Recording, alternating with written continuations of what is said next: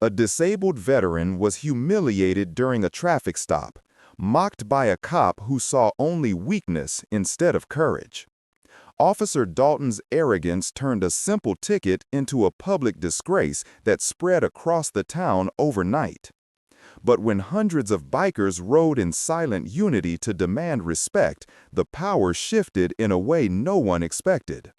And what happened next proved that true justice can roar, yet still know when to idle. The sun was sinking low over Willow Creek, painting the small town streets in soft gold and copper. The air carried that familiar summer hum, cicadas in the trees, kids laughing over melting ice cream, and somewhere the faint growl of a Harley trike rolling steady down Main Street. At the handlebars was Evan Reed, 37, former Army mechanic and father of one. His trike wasn't just a machine. It was freedom rebuilt from fragments. After the blast overseas that took his left leg, he'd spent months learning to walk again, then longer learning to ride again. He'd crafted this bike himself.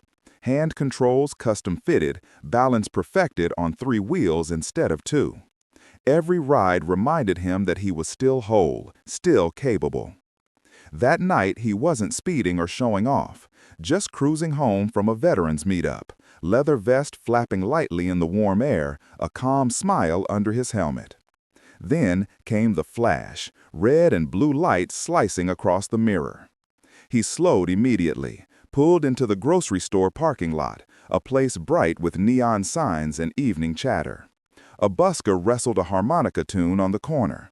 Teenagers leaned against a soda machine, phones already ready for whatever was about to happen. Officer Mark Dalton stepped out of his cruiser. Late 40s, broad-shouldered, a man who carried authority like armor. His body cam blinked to life. "License, registration," he said sharply, then smirked. "And maybe a hearing test for that tractor you call a motorcycle." Evan blinked, confused but polite. "Sir, the trike's within the legal decibel limit." Dalton cut him off with a dismissive gesture. "Save it. That thing's a disturbance. And what's this?" He pointed at the hand controls near the throttle. "Cute setup. So that's how you pretend, huh?" The word landed like a blow. Pretend. Evan felt the sting rush straight to his throat. "They're medical adaptations," he said quietly. "All certified. I can show you the paperwork." But Dalton wasn't listening. He walked a slow circle around the trike, pen scratching on the citation pad. "Noise violation," he muttered. Then, with exaggerated patience, "Kickstand." "I don't have one," Evan said. "It's got a lock brake. My leg—" Dalton gave a loud sigh, loud enough for the small crowd to hear. "Of course," he said, rolling his eyes. "Always an excuse." He reached for the handlebars like he was moving a toy off the curb. The trike tilted. Evan tried to steady it, but his prosthetic foot slipped on the painted line. He caught himself on the fender, the metal biting into his palm. Around them, gasps, whispers, and a few uneasy laughs. Someone lifted a phone higher, recording.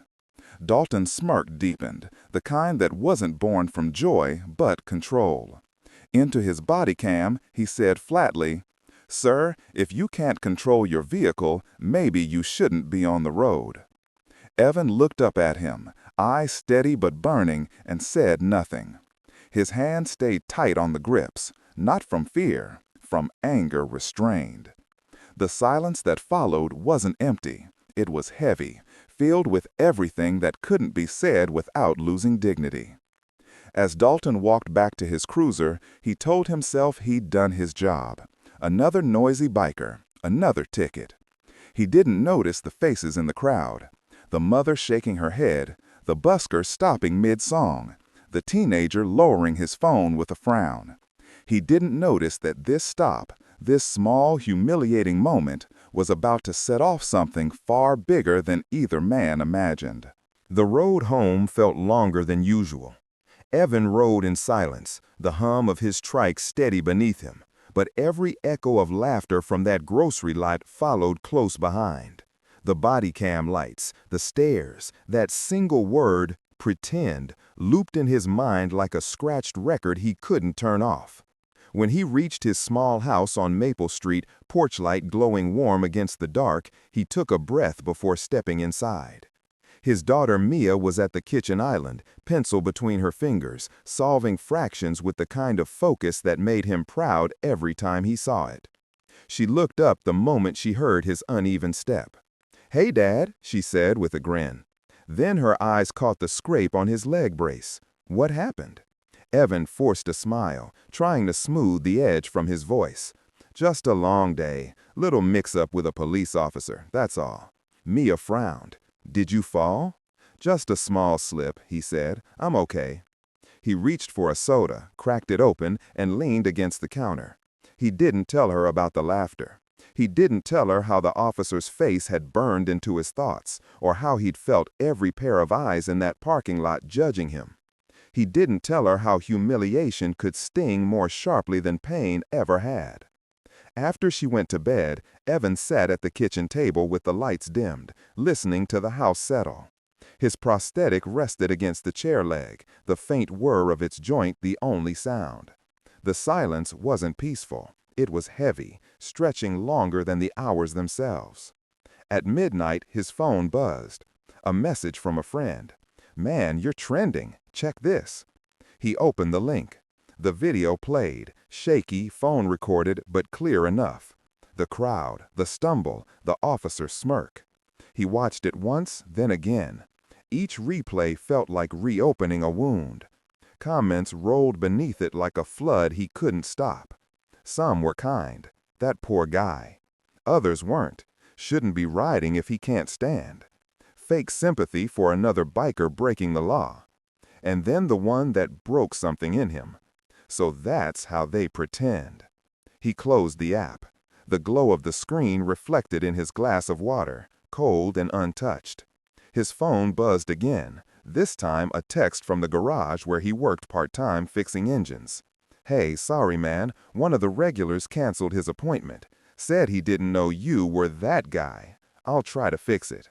Evan stared at the message until it blurred. The room felt smaller, his chest tighter.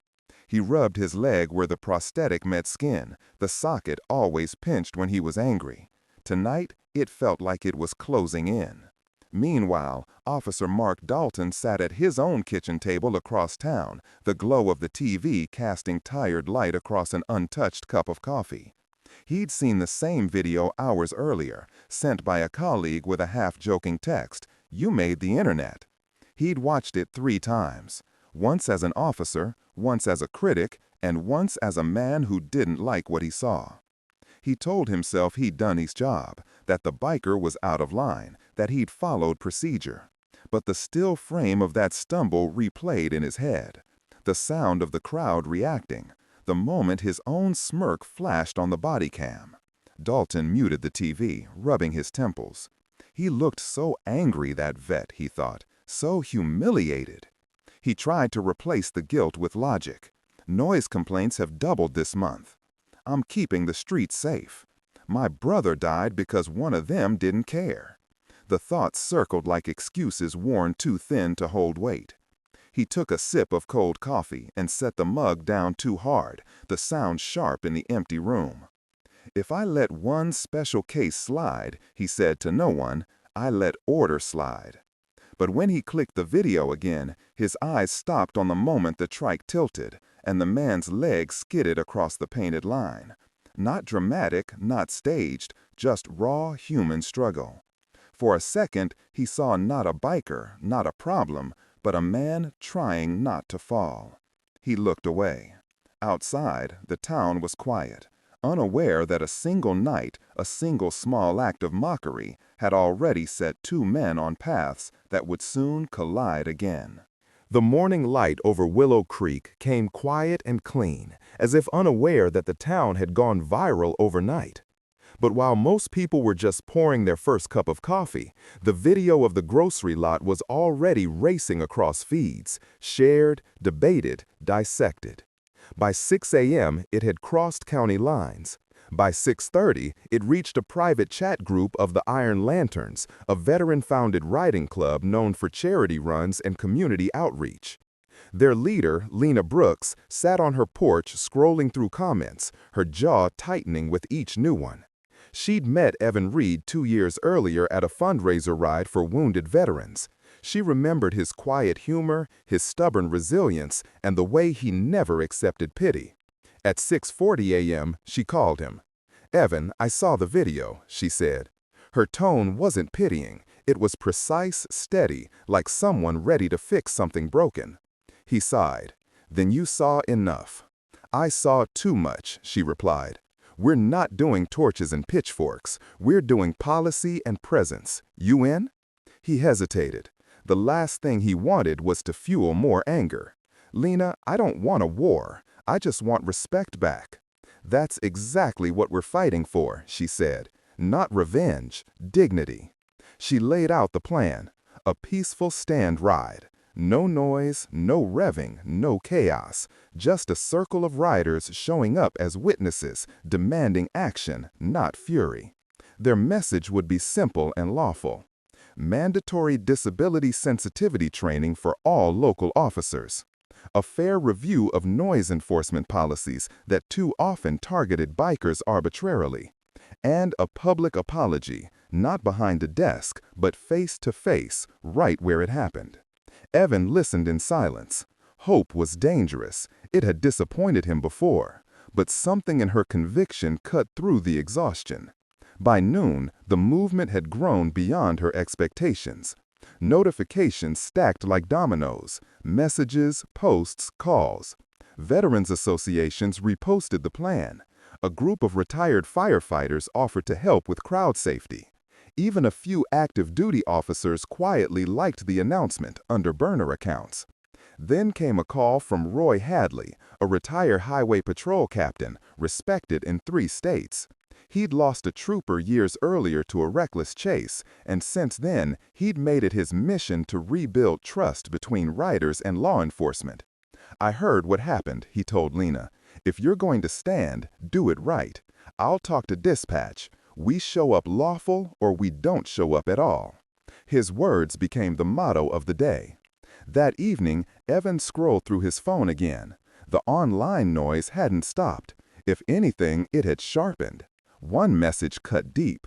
"Crawl if you can't ride." He almost deleted the entire thread. Almost decided not to go.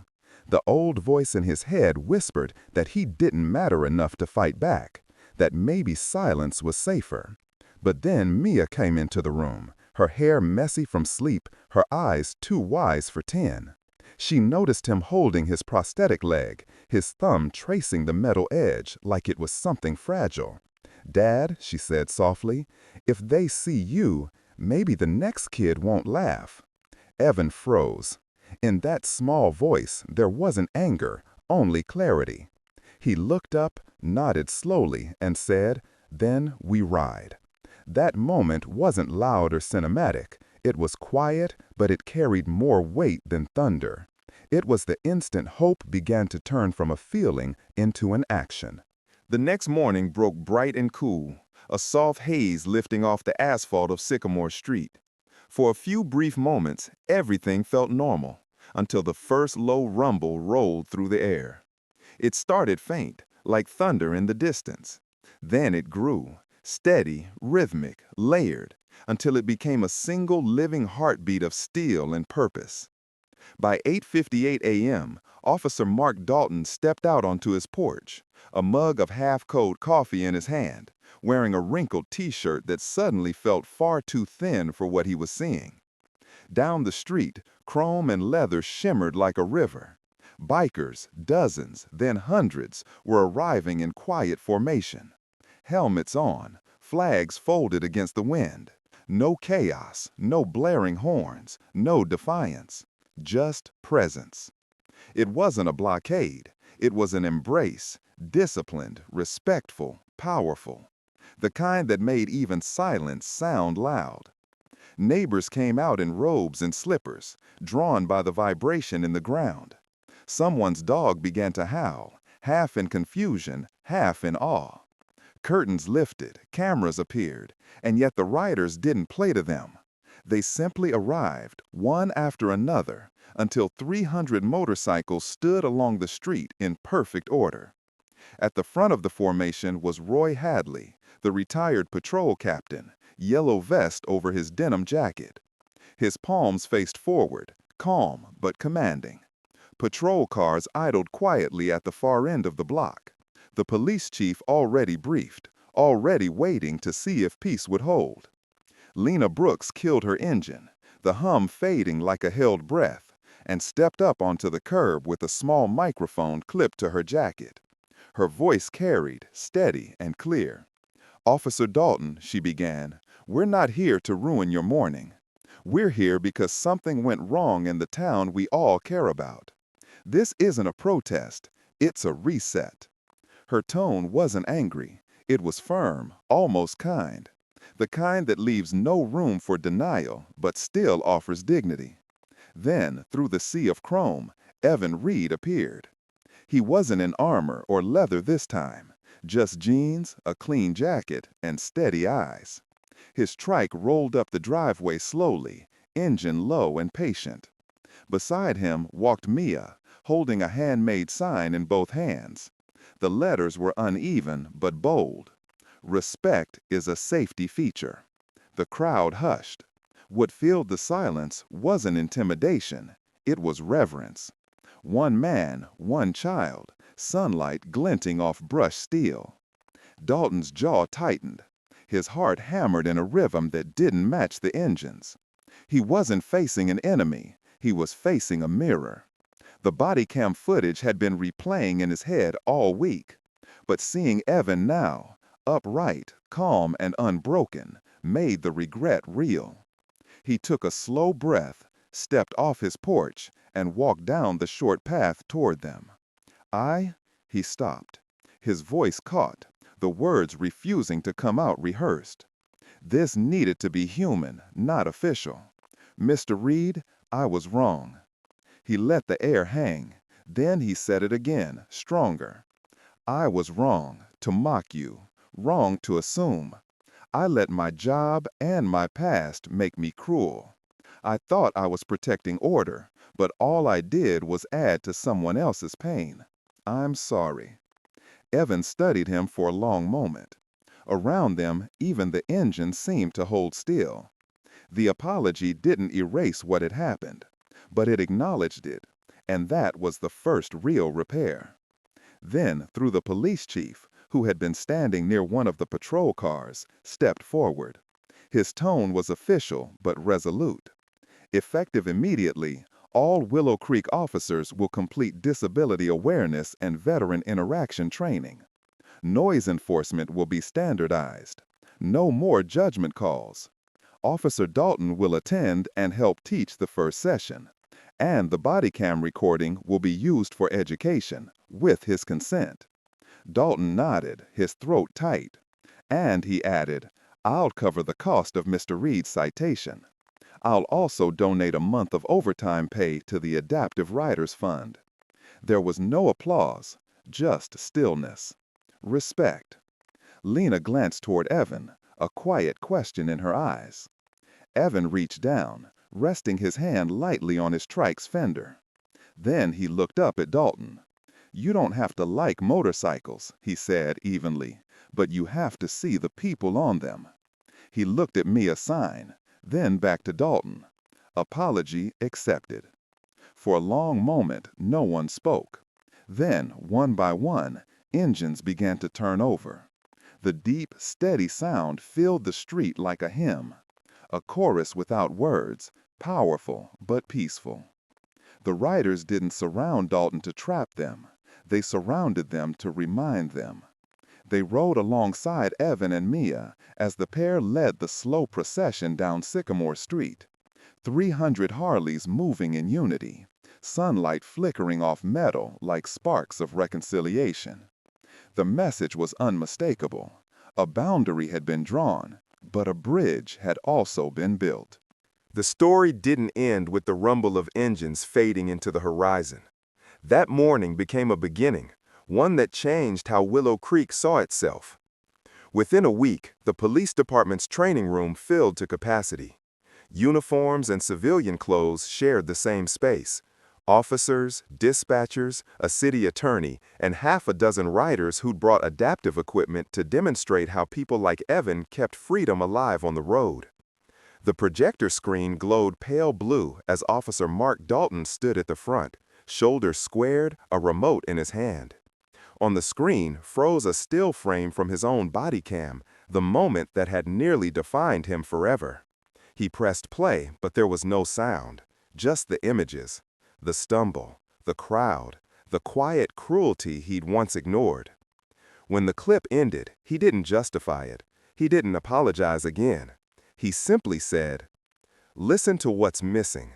That silence between my words, that's where empathy should have been." The room stayed still. Then he spoke about what he'd learned, how authority without compassion becomes blindness, and how easy it is to confuse control for justice. He didn't ask for forgiveness. He asked the rookies to do better. Across town, the small auto garage where Evan worked had its own surprise waiting. A familiar customer pulled up in an old pickup that coughed more than it drove. It was the same man who'd canceled his last appointment after seeing the viral clip. The man held his cap in his hands. "My boy watched that video," he said quietly. "He asked me if I'd laugh if it was him. I didn't have an answer. So, I figured it's time I try to be the kind of man who would." Evan nodded, wordless, and rolled up his sleeves. Sometimes forgiveness doesn't come in speeches. It comes in the sound of a socket wrench and the smell of engine oil. Meanwhile, Lena Brooks and Roy Hadley kept the promise they'd made that morning. The stand ride became an annual event, part rally, part reflection. They called it "Respect is a Safety Feature." Half of it was a bike blessing, the other half a workshop on policy, inclusion, and road safety. Evan helped every year, not as a symbol, but as a mentor. On quiet Sundays, he taught new amputee riders to take their first throttle twist on a sunlit lot, steady, confident, unafraid of painted lines anymore. And Mia, now with her father's calm determination, learned to change oil and adjust mirrors. At school, she started speaking up in meetings about accessibility and fairness. Her voice, clear and sure, carried the same courage her father had shown that morning on Sycamore Street. As for Mark Dalton, he kept a single photo on his dashboard, a little girl holding a cardboard sign that read, "Respect is a safety feature," framed by a sea of polished motorcycles. On hard days, when the radio crackled with tension or the weight of old grief began to press down again, he touched the edge of that photo and breathed. He'd remember what those 300 engines had taught him when they filled his street without choking it. That power can become mercy when guided by respect. That justice doesn't always roar, it sometimes hums, steady and patient. And that a town stays whole when strangers show up for one another, then quietly go home changed. The video that started it all still floats around online, but it's rarely shared by itself anymore. Usually it's posted side by side with a second clip, a classroom, a prosthetic leg resting beside a custom throttle kit, an officer and a biker standing together in front of a room full of recruits. They co-teach what they now call the pause that saves face. At the end of that clip, a line always appears in the comments, written by different people in different ways, but meaning the same thing every time. Turns out, justice can roar and still know when to idle.